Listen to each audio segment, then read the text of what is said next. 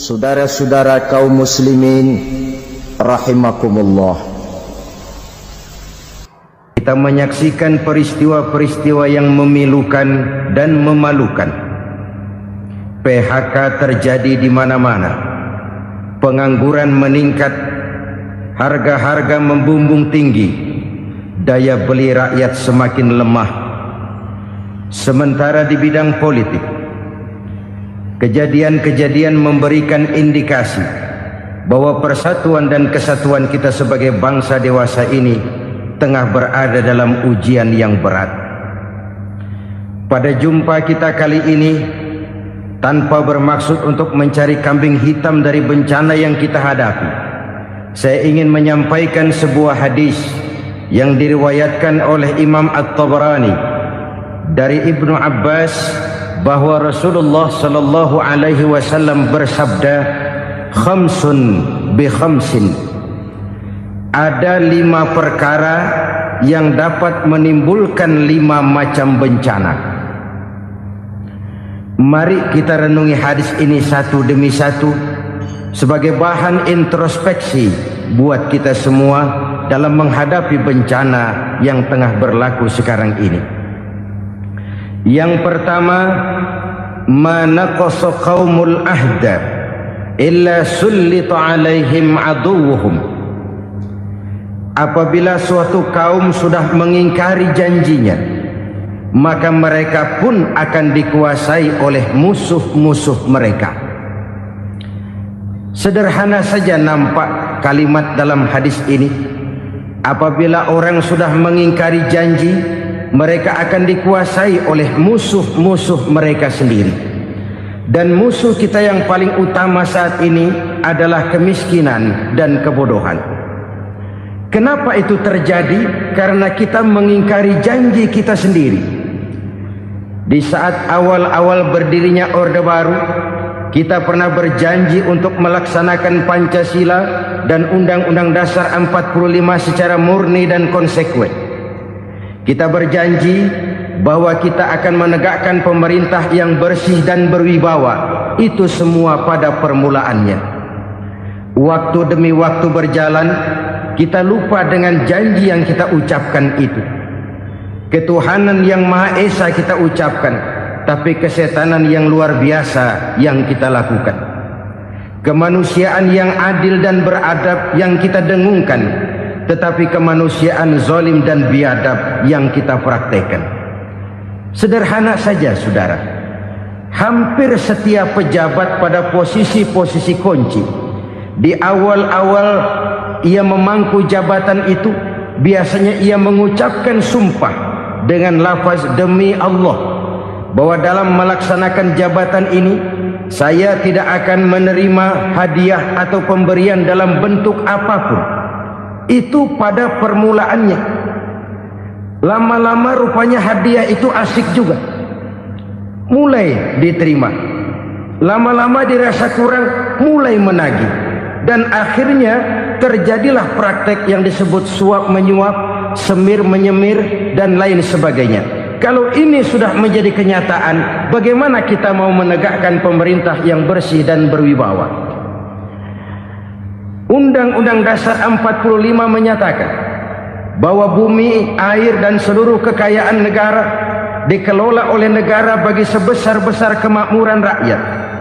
Yang terjadi adalah bahwa kita merasa mewakili rakyat untuk menikmati harta dan kekayaan negara, sehingga rakyat banyak tidak bisa ikut menikmatinya. Menumpuklah harta itu sehingga terjadilah pepatah, gunung ditimbun, sumur digali. Yang kaya semakin kaya, yang miskin semakin terpuruk. Kita ingkar dengan janji yang kita ucapkan di awal-awal kita bergerak. Kita ingkar dengan janji pada saat kita mengatakannya dengan menyebut nama Allah, dengan mempertaruhkan nama Tuhan. Sehingga pada akhirnya jabatan pun mengalami tender. Sudah menjadi rahasia umum. Orang mau jadi lurah mesti mengeluarkan uang. Mau jadi camat mesti mengeluarkan uang. Mau jadi wali kota, bupati, bahkan gubernur, itu ada pasarannya. Secara logika, Kalau orang memperoleh satu jabatan karena banyak mengeluarkan uang, tentu pada saat ia mengeluarkan uang, ia sudah punya pemikiran, modal pasti pulang, modal pasti kembali. Kalau orang memperoleh suatu jabatan karena banyak mengeluarkan uang, maka langkah pertama yang dia lakukan setelah memangku jabatan itu ialah bagaimana uang bisa kembali, bagaimana modal bisa pulang. Kalau modal sudah pulang, pikiran berikutnya bagaimana supaya dapat untung. Lalu kapan mau bekerja untuk kepentingan rakyat? Itu nomor 18. Kemudian kalau ada proyek-proyek besar, pertanyaannya ialah bukan apakah proyek ini bermanfaat bagi rakyat, apakah proyek ini layak untuk diteruskan, tetapi yang jadi pertanyaan paling utama ialah bagian saya berapa duit dari proyek ini. Kita bisa lihat proyek, mega proyek lahan 1 juta hektar di Kalimantan Tengah, triliunan rupiah, dan proyek itu gagal. SD Inpres bulan ini diresmikan, bulan depan retak. Jembatan-jembatan bulan ini gunting pita, bulan depan runtuh. Kita ingkar dengan janji. Kita berkata kita bekerja untuk kepentingan rakyat, tapi kita tidak pernah mengenal rakyat itu. Apabila suatu kaum sudah mulai mengingkari janji, maka mereka akan dikuasai oleh musuh-musuh mereka. Akibatnya tersusunlah barisan-barisan sakit hati yang makin lama makin menjadi bola salju, menggelinding membesar, dan kemudian terjadilah hal-hal yang tidak kita inginkan lagi. Apabila suatu kaum sudah mengingkari janji, maka mereka akan dikuasai oleh musuh-musuh mereka. Ini penyebab bencana yang pertama. Kita tidak konsekuen. Tadinya kita dengan lantang teriak-teriak berantas korupsi, ganyang korupsi. Pada waktu kita belum mendapat kesempatan. Setelah kita naik punya kesempatan, rupanya korupsi enak juga dirasa. Terjadi pergeseran nilai, orang luntur, kehilangan idealisme awal. Lalu untuk menghibur diri, menutup kesalahan, kita gunakanlah pepatah bahwa tidak ada gading yang tak retak, bahwa kita harus mikul dur mendem jero. Itu semua cuma sebagai dalih agar kesalahan kita tidak dibicarakan orang lain. Padahal kita sendiri yang mengingkari janji. Kita yang keluar dari komitmen awal kita. Kita berjanji melaksanakan Pancasila dan Undang-Undang Dasar 45 dengan murni dan konsekuen. Kita berjanji untuk menegakkan pemerintah yang bersih dan berwibawa. Namun dalam kenyataannya itu tidak kita laksanakan dengan sebagaimana mestinya. Kita bergeser, kita mengalami proses degradasi, peluncuran nilai, dan akhirnya terbentuklah barisan-barisan sakit hati yang semakin lama semakin membesar itu. Kita harus introspeksi. Memang kalau zaman sedang susah, biasanya kambing hitam laris, tukang kompor gentayangan. Itu dari dulu selalu mencari kambing hitam. Karena itu kita tidak bicara orang, kita tidak bicara siapa yang salah. Kita bicara sistem, dan sistem itu bisa mengena siapa saja. Kalau orang sudah mulai mengingkari janji, bergeser dari komitmen awal, itu sudah mulai ia mengalami proses peluncuran, proses degradasi. Ini penyebab yang pertama. Kita tidak lagi konsekuen bahwa bumi, air, sumber daya alam adalah milik negara, dikuasai oleh negara, digunakan bagi sebesar-besar kemakmuran rakyat. Ternyata rakyat yang makmur itu tidak merupakan gambaran yang menyeluruh dari rakyat kita.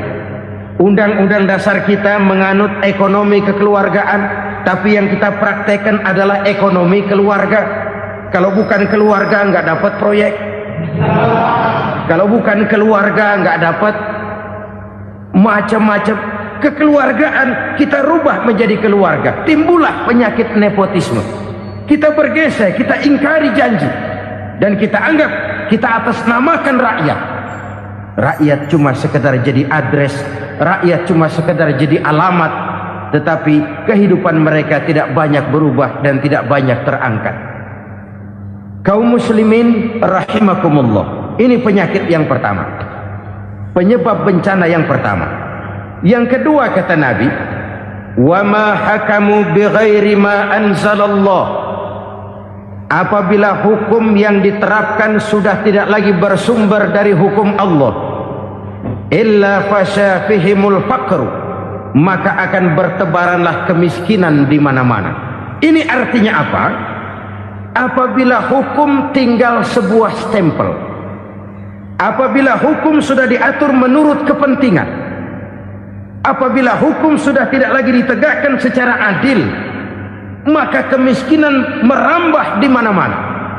Hukum diatur menurut selera orang yang sedang berkuasa, maka yang benar bisa jadi salah, yang salah bisa jadi benar. Hukum dalam kenyataan hidup berlaku seperti pisau. Pisau itu kan saudara lihat, yang namanya pisau dimanapun itu tajamnya ke bawah, ke atas tumpul. Kalau hukum itu, kalau untuk rakyat, hukum itu tajam bukan main, cepat sekali dilaksanakan. Tapi giliran menengah ke atas, yang gedean dikit berbuat salah, hukum tumpul. Hukum pura-pura tidak dengar. Akibatnya terluka rasa keadilan rakyat. Satu kasus rakyat diam, dua kasus rakyat diam, tiga kasus rakyat diam, kasus terakumulasi di hati rakyat. Luka rasa keadilan, dan itu menjadi sumber bencana. Penjarahan, kita tidak setuju itu, tapi kita harus melihat kausalnya. Itu kan tidak berdiri sendiri. Itu kan karena terlukanya rasa keadilan rakyat, melihat kesempatan ini tidak merata. Kalau rakyat ini yang ngajukan kredit ke bank, walaupun jumlahnya cuma jutaan, ratusan ribu, susahnya 17 setan. Tapi ada orang-orang tertentu yang agunannya palsu, jaminannya palsu, bawa kata belece, bukan cuma miliaran, triliunan kredit bisa keluar. Terluka rasa keadilan, hilangnya kesempatan.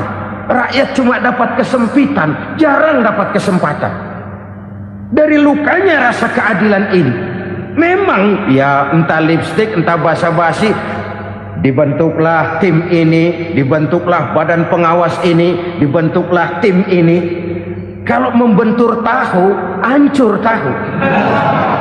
Tapi kalau tim yang dibentuk membentur karang, bukan karangnya yang hancur biasanya, timnya yang bubar. Kenapa? Yang dibentur batu karang yang sangat keras. Kita main-main dengan hukum, kita tidak konsekuen dengan hukum. Luka rasa keadilan, dan itu terakumulasi. Edi Tamsil, rakyat tahu, terakumulasi, menguap begitu saja. Kasus-kasus lain rakyat tahu, menguap begitu saja. Ketidakadilan terakumulasi, mengendap di hati rakyat, menunggu ledakan. Pada saat sumbu meledak, rakyat tidak bisa dibendung lagi. Oke, kita tidak setuju dengan penjarahan, tapi jangan melihat itu sebagai peristiwa yang berdiri sendiri.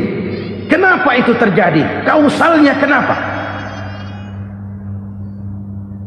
Oke, kita tidak setuju memang, tapi yang dijarah oleh rakyat kan memang cuma untuk perut. Yang dijarahkan beras, yang dijarahkan televisi, yang dijarahkan kulkas yang masih bisa dihitung, yang memang real untuk kebutuhan rakyat.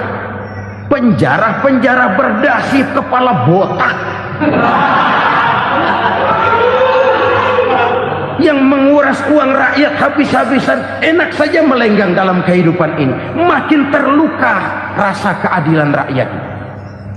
Apabila hukum yang diterapkan sudah menyimpang dari keadilan yang diajarkan Allah, fasyafihimul fakru, bertebaranlah kemiskinan. Aneh, memalukan, memilukan. Sebuah negara agraris yang katanya pulaunya hijau royo-royo, gemari palau jenawi toto tentem kertora harjo, yang tahun 93 pernah mendapat penghargaan dari FAO, Badan Pangan Sedunia, sebagai negara yang berhasil dalam swasembada pangan. Sekarang ini kita terpaksa betul beli beras dari Vietnam, beli beras ke Kamboja, beli kedelai dari Kamboja. Kenapa? Lahan sawah kita habis ditanami pabrik. Teknologi kita, teknologi loncatan yang non-applied, tidak terpakai oleh kita. Lantas lahan yang tidak bisa kita tanami, kita paksakan lahan-lahan gambut menjadi tanah pertanian yang subur dengan biaya triliunan, dan kita gagal. Kita cari jarum dan kapak hilang. Kita mau jadi negara industri dengan loncatan teknologi yang maju, kita lupakan pola pijak kita sebagai negara agraris, dan akhirnya kita kecolongan. Lihatlah dewasa ini, rakyat kita antri sembako di mana-mana. Di sebuah negara agraris, ketidakadilan melahirkan kemiskinan, kemiskinan moral dan kemiskinan material. Kemiskinan moral, rakyat nggak percaya lagi sama pejabat. Rakyat mengalami krisis figur. Orang ala lu ngomong dak main ember.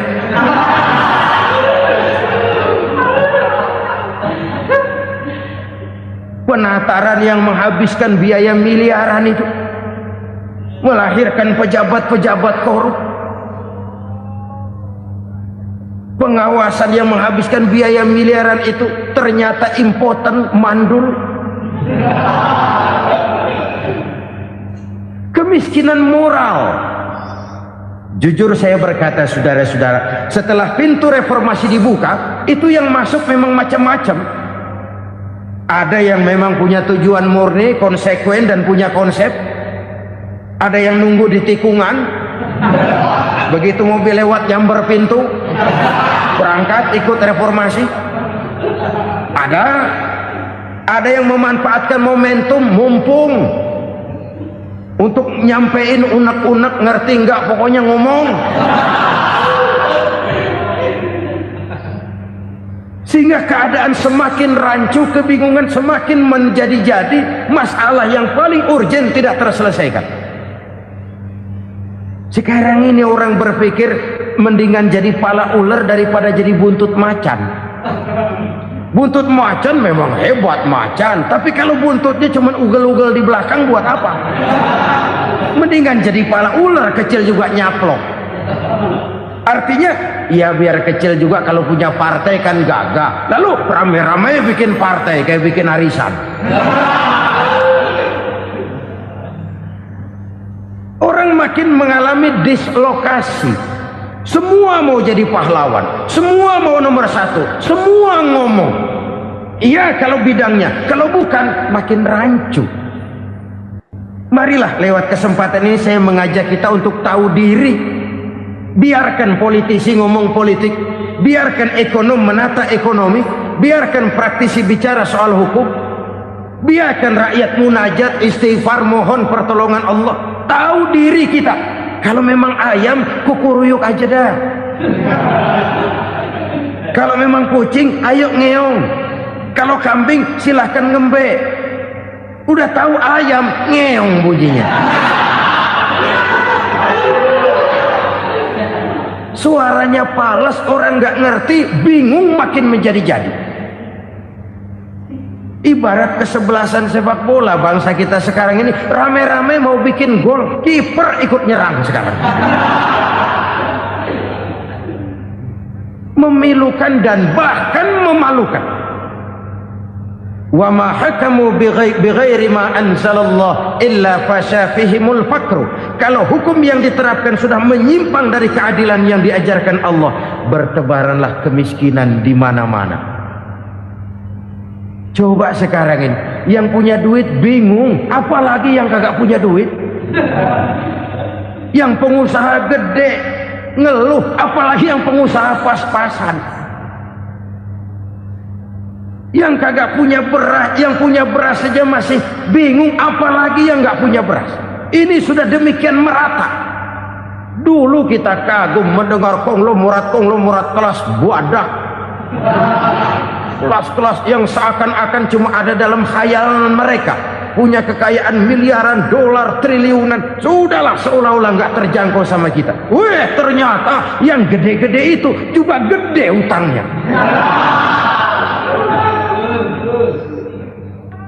Dan rontok satu demi satu. Ternyata rakyat selama ini cuma dialamatkan, cuma dijadikan address. Rakyat yang tidak banyak ngerti persoalan ini harus menanggung hidup ini begini berat, harus menanggung beban hidup ini begini tinggi, daya beli semakin lemah, semakin terpuruk dan terpuruk, sedang keadaan belum juga banyak berubah. Yang hutang sama luar negeri itu kan bukan rakyat kecil, Ciano. Yang banyak nyimpen dolar juga kan Ciano. Rakyat kecil bocah kampung mah jangankan nyimpen dolar, ngelihat juga tumben. Kemana kita mesti bercermin? Sekali lagi saya mengatakan, maaf, kita tidak bermaksud mencari kambing hitam. Karena itu kita tidak bicara orang, kita bicara sistem, kita bicara keadaan. Beginilah yang dikatakan Nabi, penyebab timbulnya bencana, hukum yang ditegakkan tidak lagi berorientasi kepada keadilan, tapi berorientasi kepada kepentingan. Akhirnya bentuk hukum seperti pisau, tajam ke bawah, tumpul ke atas. Hukum cuma buat rakyat kecil, tetapi kelompok menengah ke atas kadang-kadang kebal dari perlakuan hukum. Maka bertebaranlah kemiskinan. Iya, kemiskinan moral berupa lukanya rasa keadilan. Kalau rasa keadilan terluka, orang kan nunggu kesempatan, saudara. Iya, dia nggak bisa ngomong, iya, dia nggak sanggup action, iya, dia nggak bisa tunjuk rasa, tapi hatinya kan, kapan ada kesempatan, kapan ada waktu, tunggu. Hatinya mesti begitu. Sehingga begitu ada kesempatan, terjadilah hal-hal yang tidak terhindarkan. Dan itu ekses, bukan reformasi. Jangan seperti sebuah dialog saya dengan seorang abang beca. Saya bertanya, bang, ya, abang tahu nggak reformasi? Tahu. Ustaz, apa? Pembakaran. Terus penjarahan. Lalu perkosaan. Itu reformasi. Itu yang saya lihat. Nah, itu yang dia lihat. Saya tentu tidak menyalahkan abang beca kita, karena memang itu yang dia lihat dan sejauh itu wawasannya. Tapi ini indikasi bahwa banyak rakyat kita yang belum bisa menggunakan kebebasan secara bertanggung jawab. Padahal kebebasan tanpa tanggung jawab tirani. Sebuah contoh gampang-gampangan. Saya beli radio, saya setel di kamar saya, lalu saya bilang, ini radio gue. Yang beli gue, pakai duit gue setel di kamar gue, sekeras-kerasnya, gak ada urusan sama orang lain. Itu kata saya. Tetapi tetangga saya sebelah rumah kan boleh juga ngomong begitu. Kata tetangga saya, ini mata gue, yang ngantuk gue tidur di kamar gue, kenapa suara radio lu nyampe kemari? Artinya apa ini?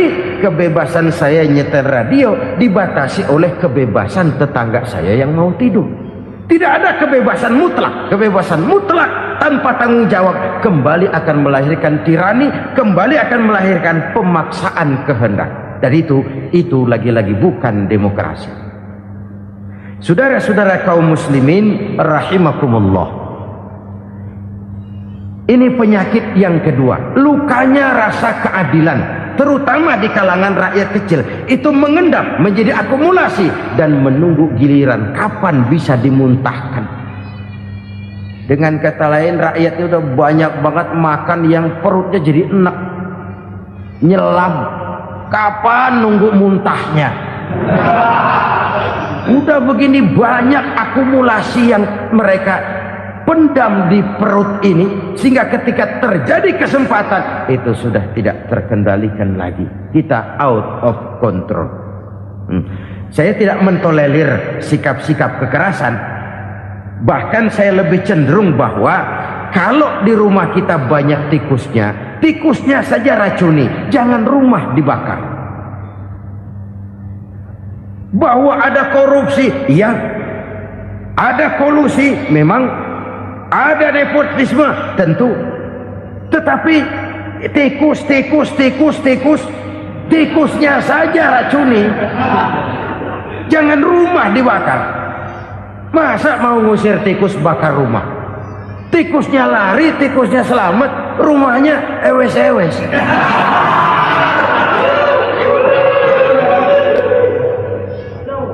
Tikus selamat, rumah nggak punya, masalah nggak terselesaikan dengan sebagaimana yang kita harapkan. Kita sepakat ini negara hukum, dan di hadapan hukum semua manusia itu sama. Itu prinsip yang diajarkan Allah. Al-musawat bainan nas fi takalifil ahkam. Semua manusia sama dalam berhadapan dekat dengan hukum Allah Subhanahu wa taala. Kalau hukum sudah pandang bulu, itu jelas yang enak yang banyak bulunya. Siapa yang banyak bulunya? Monyet. Kalau hukum pandang bulu, monyet keenakan. Saudara-saudara kaum muslimin rahimakumullah, introspeksi. Mari kita bercermin bagaimana perjalanan hukum selama ini. Kalau introspeksi ini kita temukan, lalu ada upaya untuk memperbaiki diri. Jangan menggunakan tak ada gading yang tak retak, mikul duwur mendem jero untuk menutup-nutupi kesalahan orang. Padahal kesalahan itu sedemikian besar. Padahal rakyat kita tiap hari antri sembako. Ada yang sehari sekali makan, ada yang makan sudah bercampur tiwul, ada yang nasi sudah dicampur pisang, balik jadi orok lagi. Macam-macam upaya rakyat untuk menangsal perut ini. Lalu rakyat ditenang-tenangkan, lebih baik puasa Senin Kemis sambil menghadapi krisis ekonomi. Kenapa rakyat yang disuruh puasa? Kenapa bukan pejabatnya yang puasa lebih dulu untuk kemakmuran rakyat? Kalau rakyat yang memang perutnya udah gepeng disuruh puasa, makin krempeng perutnya. Artinya pejabat harus punya sense of politics. Ya, tidak, puasa itu kan tidak cuma Senin Kemis saja. Puasa itu puasa perasaan, puasa menghargai perasaan yang sedang kondisi yang sedang dihadapi oleh rakyat. Bagaimana rakyat yang tengah antri sembako melihat pejabatnya lewat dengan mobil yang harganya sampai 1 miliar. Oh, inilah pemimpin saya. Luka lagi rasa keadilannya. Kita tidak tenggang rasa. Puasa dalam artian itu pun akan menolong menegakkan semangat kebersamaan, membentuk semangat kebersamaan. Saudara-saudara kaum muslimin rahimakumullah, penyebab bencana yang ketiga dikatakan oleh baginda Nabi, wala zaharat fihimul fahishatu illa fasha fihimul maut. Apabila kekejian telah merajalela, maka maut bertebaran di mana-mana. Kita renungi butir kalimat dalam hadis ini. Apabila kekejian telah merajalela, maut bertebaran di mana-mana. Begitu murah arti sebuah kehidupan. Penjarahan untuk hal-hal yang kecil tapi sampai mengorbankan nyawa. Apabila kekejian sudah terjadi di mana-mana, maut pun bertebaran. Maut dalam arti berpisah ruh dengan jasad, tapi juga maut dalam arti orang bisa mati karirnya, orang bisa mati usahanya, orang bisa mati kesempatannya karena perbuatan-perbuatan keji yang selama ini tidak terbendung. Lahirlah teori mafia. Siapa yang kuat dia yang berkuasa, siapa yang lemah dia menjadi mangsa. Proyek-proyek besar yang menang tender itu ya dari itu ke itu saja. Yang pengusaha-pengusaha tidak punya koneksi, tidak bisa bayar komisi, dapat proyek tetelan. Ada dagingnya dikit, namanya juga tetelan. Dagingnya sudah habis disantap oleh meja.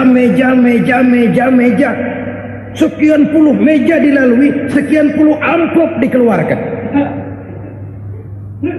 Sehingga yang akhirnya ya tinggal tetelan itu tadi. Maka kualitas pekerjaan pun sudah bukan lagi jadi masalah. Demikianlah mafia-mafia ini bermunculan di mana-mana. Di pengadilan terkenal mafia pengadilan. Hukum bisa dibeli, hukum bisa dipesan menurut kebutuhan sponsor. Mafia peradilan, mafia politik, mafia ekonomi, bahkan mafia agama yang menggunakan agama sebagai kedok, menggunakan agama sebagai dalih, menggunakan agama sebagai topeng untuk melancarkan maksud-maksud politiknya pun tidak tertutup kemungkinan. Apabila kekejian telah merajalela, maut bertebaran di mana-mana. Korupsi, kolusi, nepotisme itu bagian dari kekejian. Kita selama ini kalau mendengar maksiat, itu yang terbayang cuma judi, mabuk, zina. Ya itu maksiat. Tapi korupsi, kolusi, nepotisme itu juga maksiat dalam bentuk lain. Kalau ini sudah bertebaran, maka maut terjadi di mana-mana. Jangan bayangkan cuma mati orangnya, itu sih kewajiban. Yang menyakitkan itu orangnya masih hidup tapi dibikin mati, karirnya mati. Kenapa? Karena yang diperlukan bukan cuma orang pinter tapi orang taat. Biar pinter, kalau nggak taat minggir. Biar bodoh, kalau taat bisa nyenangin atasan, bisa nyemur. Kumaha juragan wae ayo nama. Itu yang kadang-kadang dapat penghargaan. Tidak ada prestasi kerja kecuali bikin senang orang di atas. Kita lihat di desa-desa jalan rusak. Kalau ada berita pejabat anak mau turun, jalan rata sekali. Sampai tanah dari mana aja dikeruk buat ngeratain tuh jalan. Pejabat pulang legok lagi jalanan. Katanya kita kerja buat rakyat, nyatanya kita cuma melayani atasan. Kenapa? Terjadi lingkaran setan. Seperti kata lagu Dul Sumbang itu. Mahasiswa takut sama dosen, dosen takut sama dekan, dekan takut sama rektor, rektor takut sama menteri, menteri takut sama presiden, presiden takut sama mahasiswa. Muter balik lagi, lingkaran setan, lingkaran setan. Saudara-saudara kaum muslimin rahimakumullah, kekejian yang merajalela, praktek-praktek mafia yang tertuang dalam kehidupan sehari-hari menyebabkan orang mati karirnya, jasad masih hidup, karir mati, itu menyakitkan. Mati bisnisnya. Rakyat kecil pernah senang ketika cengkeh booming, harganya bagus, rakyat banyak yang pergi haji. Lalu mau ditata, lahir tata niaga cengkeh, malah amburadul. Harga cengkeh jatuh, petani cengkeh kecil menjerit. Siapa yang untung? Segelintir orang. Masihkah kita pakai atas nama rakyat untuk kepentingan nasional, padahal yang nyanyi cuma segelintir orang? Masihkah kita mau bohongi rakyat ini dengan mobil nasional tapi bikinan Korea? Masihkah kita mau bermain verbalisme, bermain kata? Ini sebuah masa lalu yang tidak perlu terulang lagi untuk masa-masa yang akan datang. Kekejian merajalela, orang mati karir, bisa mati usaha, mati bisnis. Usahanya maju, dirangkul, hancur. Usahanya maju, dipukul, hancur, tenggelam. Bahkan yang memilukan dan memalukan badan-badan usaha milik negara itu dikebiri sedemikian rupa sehingga tidak menghasilkan hal-hal yang bermanfaat buat negara. Saudara-saudara kaum muslimin rahimakumullah, kalau nafsu yang sudah mengatur itu semua, maka kekejian pun merajalela. Orang sudah pakai teori mafia, yang kuat dia yang menang, yang kuat dia yang berkuasa, yang lemah silakan minggir di sudut-sudut kehidupan. Kalau kekejian seperti ini merajalela, maut bertebaran di mana-mana. Banyak orang mati karirnya, banyak orang mati usahanya, banyak orang mati imajinasinya. Sekarang ini dalam dunia seni yang banyak karyawan seni, bukan seniman. Seniman itu kan dilahirkan, lain seniman, lain karyawan seni. Sekarang yang banyak karyawan seni, bukan seniman. Mati karir, mati imajinasi, mati improvisasi, sehingga kehidupan persis sinetron. Sinetron itu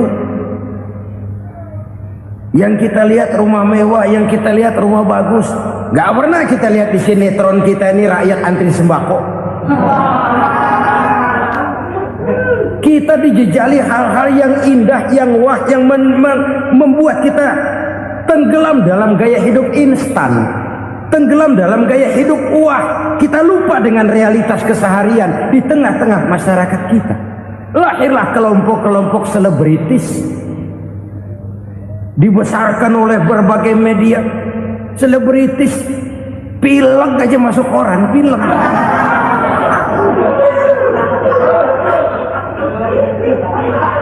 Rakyat yang pingsan antri beras nggak masuk koran. Rakyat yang semaput antri minyak nggak masuk koran. Selebritis panok masuk koran.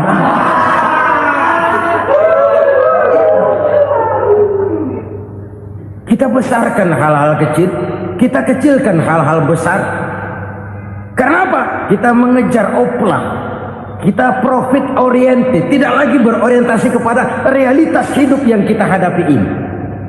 Kalau kekejian sudah merajalela, kata Nabi, maka maut bertebaran di mana-mana. Maut dalam artian maut, coba lihat sekarang begitu murah nyawa. Karena 1000 perak orang mau nusuk bunuh. Karena beras seliter orang khilaf. Begitu murah kehidupan. Tapi kekejian dalam bentuk korupsi, kolusi, nepotisme, kekejian dalam bentuk itu mematikan karier, mematikan bisnis, mematikan imajinasi, mematikan kreativitas. Itu juga maut dalam bentuk lain akibat kekejaman lain. Ini penyebab yang ketiga. Yang keempat, penyebab bencana menurut baginda Rasul, wala tuffiful mikyala illa muni'un nabat.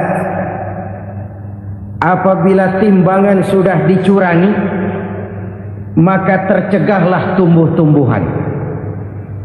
Apabila timbangan sudah mulai curang, maka terjadilah musim paceklik.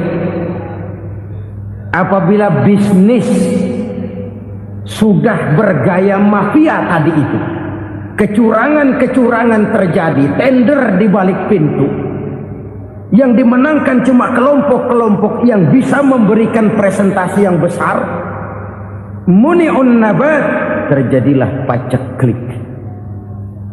Paceklik, panen gagal, wereng, ya wereng. Kemarau panjang, it's okay. Air sulit, iya. Tetapi kan semua itu ada yang ngatur. Kemarau ada yang ngatur, belalang itu ada yang ngatur, air itu juga ada yang ngatur. Yang ngatur itu yang serba maha.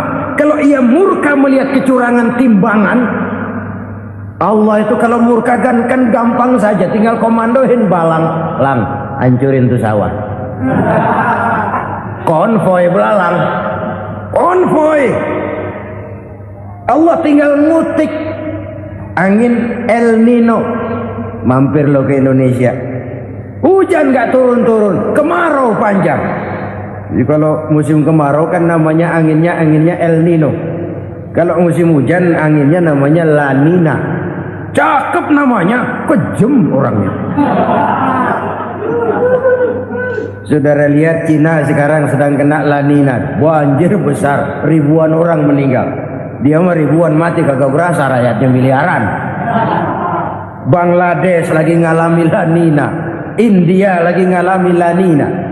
Angin, hujan, kemarau, belalang itu kan ada yang ngendaliin. Kuncinya bukan di belalangnya, kuncinya bukan di peredaran matahari berputar, kuncinya di atas yang mengatur semua itu. Kalau timbangan sudah mulai curang, pengusaha sudah nggak mau jujur, apa nggak bikin perut jadi mual. Begitu rakyat antri sembako pingsan nggak dapat beras, sementara beras ditumpuk-tumpuk sampai membusuk. Kemana hati nuraninya? Kemana akal pikirannya? Kemana mereka yang berbuat atas nama rakyat tapi melihat rakyat susah tidak tergerak hatinya? Apabila timbangan sudah mulai dicurangi, bisnis sudah mulai melenceng, maka terjadilah paceklik.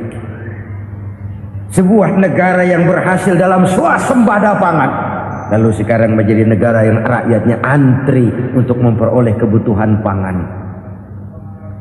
Saudara-saudara kaum muslimin rahimakumullah, ini intinya adalah kecurangan.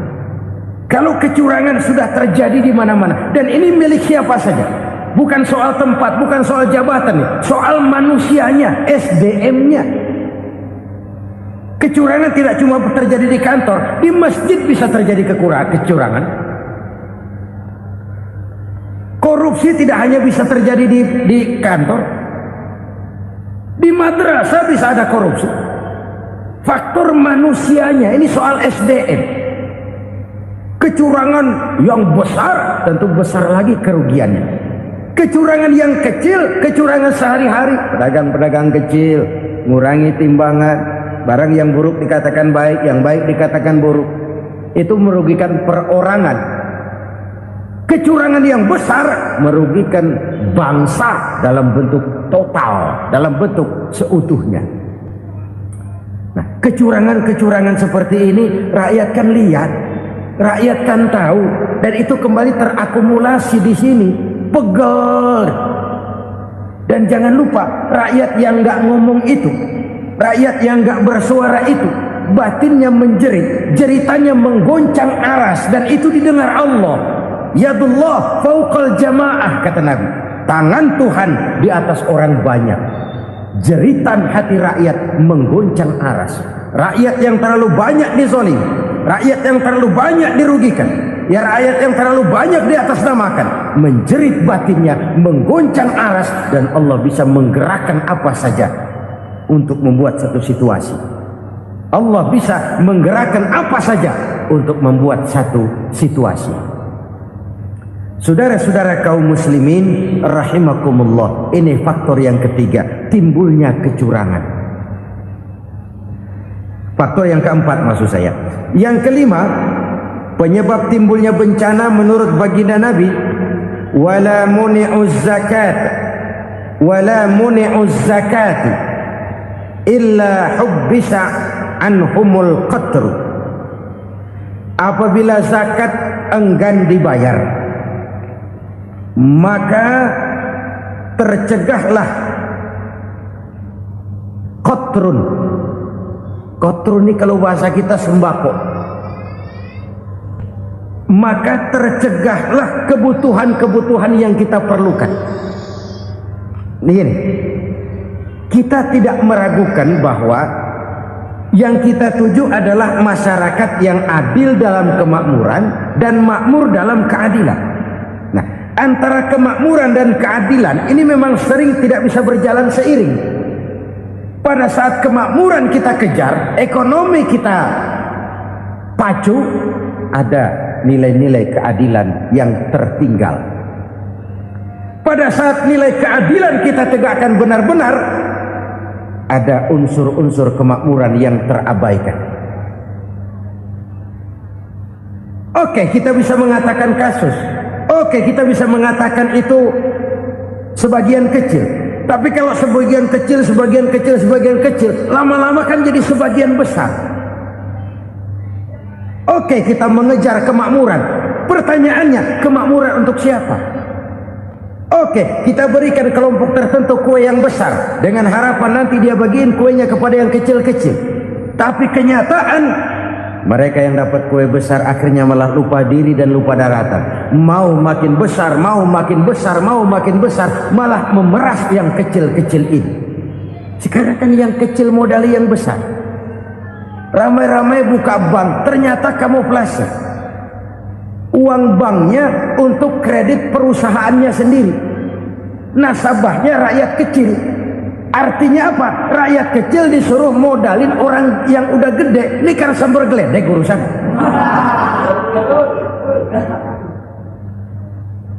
Ini kan permainan apa lagi? Rakyat kecil suruh modali yang gede. Nasabahnya rakyat kecil, kumpulkan uangnya di bank, kucurkan kredit kepada perusahaannya sendiri. Bukankah itu rakyat kecil suruh modali yang gede? Sudah begitu kejamkah kita untuk meraih keuntungan dengan mengorbankan orang kecil ini? Sudah tidak bicara lagi kah nurani kita melihat penderitaan orang yang semakin susah ini? Kalau zakat enggan dibayar, padahal zakat 2,5% saja, 2,5% saja. Kalau itu pun enggan, kalau zakat saja enggan, bagaimana pula yang namanya sedekah, bagaimana pula yang namanya infak, bagaimana pula yang namanya santunan, bantuan. Kadang-kadang lipstick nyumbang si nyumbang, cuman nyolongnya lebih gede. Ini namanya sumbangan lipstick. Buat lipstick itu kan buat ngumpetin bibir pucat. Itu fungsi utama lipstick. Buat ngumpetin korupsinya, nyumbang kegiatan-kegiatan sosial. Tapi yang dia korup lebih gede dari yang dia sumbangi. Lipstick kamuflase. Nepu kata anak sekarang.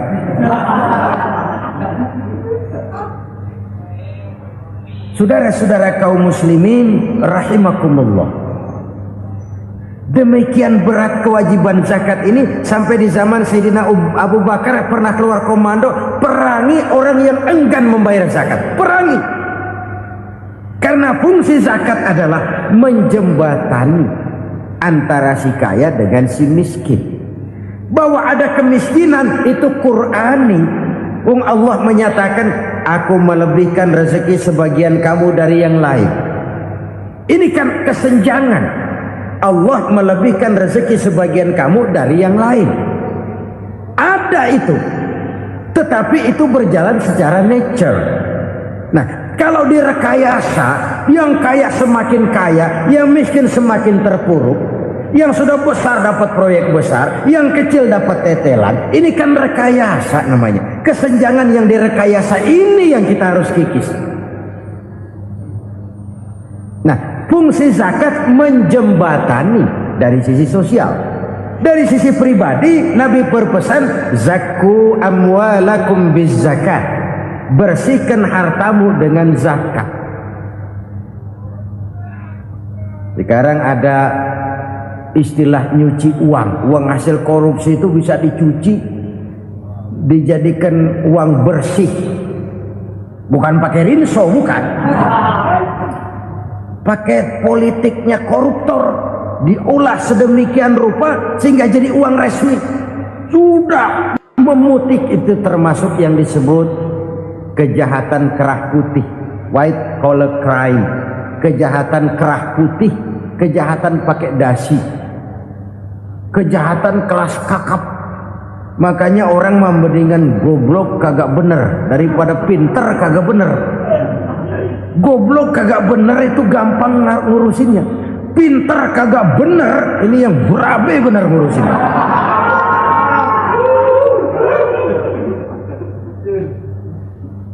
Kita bukan cuma perlu orang pinter kok di zaman sekarang. Kita perlu orang-orang bener yang punya komitmen, yang sesuai kata dan perbuatan, yang bisa merasakan apa yang dirasakan oleh rakyat, yang punya sense of politik yang tinggi, yang peka, yang penuh keterbukaan, yang punya wawasan dan pandangan jauh ke depan.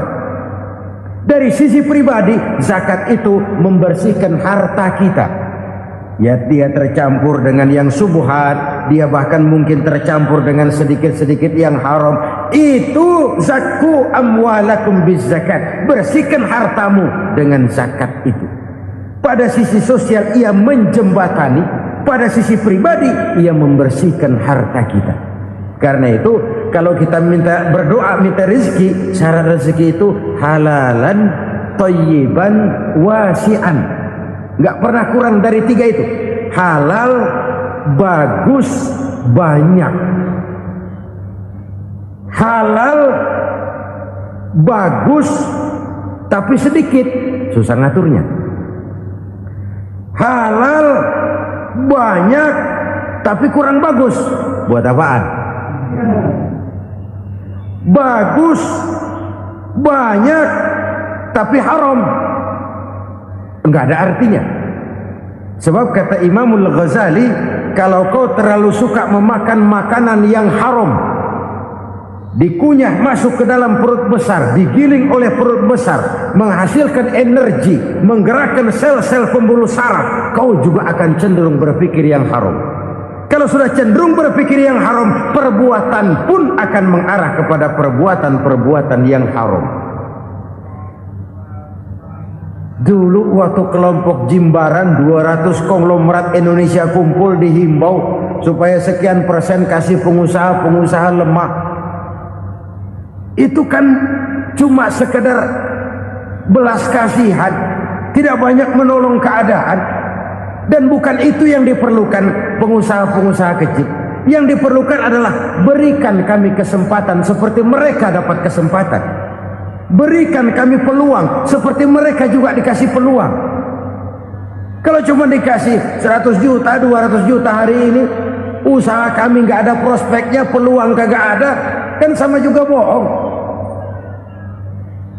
Diceburin ke kali, disuruh berenang, tangan diikat, mendingan mampusin ketahuan. Ayo berenang, berlomba, tangan diikat, kaki diikat, sama saja nyuruh mati. Jadi jangan kasih ikannya, kasih kailnya.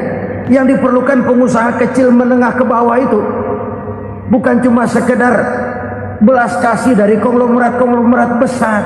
Berikan kami peluang seperti mereka juga dapat peluang. Berikan kami kesempatan seperti mereka dapat kesempatan. Berikan kami kredit dengan kemudahan seperti mereka juga kalau minta kredit begitu mudahnya. Menciptakan peluang dan kesempatan, pemerataan, bukan menciptakan manusia Indonesia dengan standar ekonomi yang sama. Semua rumahnya harus sama, semua punya mobil. Itu sih kebersamaan bebek. Bebek, coba lihat bebek, satu ngalor semua, satu ngidul semua. Kebersamaan bukan itu. Kebersamaan adalah menciptakan peluang. Kalau yang kaya bisa semakin kaya, kenapa yang miskin tidak bisa ikut naik jadi sedikit kaya? Kalau pengusaha yang sudah kuat bisa bertambah menjadi kuat dengan proyek mega proyek, kenapa yang menengah tidak bisa ikut menjadi kuat? Dan kenapa kekejian itu merajalela? Kita dengar lewat berita-berita PLN tekor, PLN utang. Kenapa? Dia beli listrik dari swasta yang belinya lebih mahal daripada penjualannya. Artinya dia beli itu listrik dari perusahaan listrik swasta, dia jual kepada rakyat lagi. Harga jualnya lebih murah daripada dia beli kepada swasta. Kenapa? Ada tekanan lagi tuh. Biasa siklus lagi. Hukum Boyle. Atas neken, paling bawah gepeng. Ya kita nih rakyat kecil, emang nasibnya gepeng terus. Saudara-saudara kaum muslimin rahimakumullah, dari 5 penyebab bencana ini kita ambil kesimpulan untuk sebuah renungan dan introspeksi kita bersama. Pertama, mengingkari janji. Padahal janji itu yang lebih tinggi nilainya adalah di hadapan Allah Subhanahu wa taala. Baik wakil-wakil rakyat di parlemen maupun pemimpin-pemimpin rakyat di dalam kabinet, apabila memangku suatu jabatan, selalu mereka mengawali dengan sumpah, dan sumpah itu dimulai dengan demi Allah. Sadarkah kita pada saat itu kita ucapkan bahwa kita sudah mempertaruhkan Allah untuk jabatan yang kita pegang? Kita sudah mempertaruhkan nama Allah untuk posisi yang dipercayakan kepada kita. Sadarkah kita bahwa menyia-nyiakan itu satu dosa yang sangat besar, yang tidak hanya kepada Allah tetapi juga kepada rakyat yang kita wakili, kepada rakyat yang kita pimpin. Cukuplah sudah rakyat dijadikan adres, umat dijadikan alamat sebagai numpang. Marilah kita kembali kepada komitmen awal dengan jujur kepada janji kita sendiri. Lalu yang kedua, kekejian, baik berupa korupsi, kolusi, nepotisme, dan perbuatan-perbuatan lain akan melahirkan kemiskinan. Kekurangan pangan bukan satu-satunya yang menyebabkan rakyat menderita. Lukanya rasa keadilan terakumulasi di hati rakyat, dan jeritan hati rakyat mengguncang aras. Kalau Allah murka, Allah bisa melakukan apa saja untuk menciptakan suatu kondisi. Faktor yang ketiga adalah praktek mafia menebarkan maut, baik orang yang mati jasad dan rohaninya maupun orang yang mati karirnya, mati kejujurannya, mati usahanya, mati imajinasinya. Hilang kreativitas kita sebagai bangsa. Faktor yang keempat, kecurangan-kecurangan di bidang usaha, di bidang tender, mengandalkan menjual kekuasaan. Dan memang repot kalau penguasa jadi pengusaha. Mau atau tidak mau, kebijakan-kebijakan kekuasaannya akan memperkuat jaring-jaring usahanya. Dan pada saat itu objektivitas sulit ditemukan lagi. Lalu yang kelima, keengganan membayar zakat, menumpuknya kekayaan negara pada kelompok-kelompok tertentu. Ini akan melahirkan paceklik yang berkepanjangan. Menumpuknya kekayaan dan harta negara pada kelompok-kelompok tertentu akan melahirkan paceklik dan kemiskinan yang berkepanjangan. Marilah kita sadar, marilah kita merenung bahwa keengganan kita membayar zakat, menciptakan pemerataan, pada akhirnya akan menjadi musibah buat kita semua. Saudara-saudara kaum muslimin rahimakumullah, sekian dulu jumpa kita kali ini. Mudah-mudahan yang saya sampaikan dari hadis riwayat Imam Tabrani ini menjadi bahan introspeksi buat kita semua. Tidak akan seorang muslim jatuh dua kali di tempat yang sama. Semua merupakan pelajaran untuk kita jadikan introspeksi guna menata hari esok yang lebih baik daripada hari ini. Reformasi harus terus berlanjut. Tidak bisa dan tidak perlu dikendalikan, tapi harus tetap dengan landasan akhlakul karimah sesuai dengan budaya kita sebagai bangsa. Terima kasih atas perhatian saudara.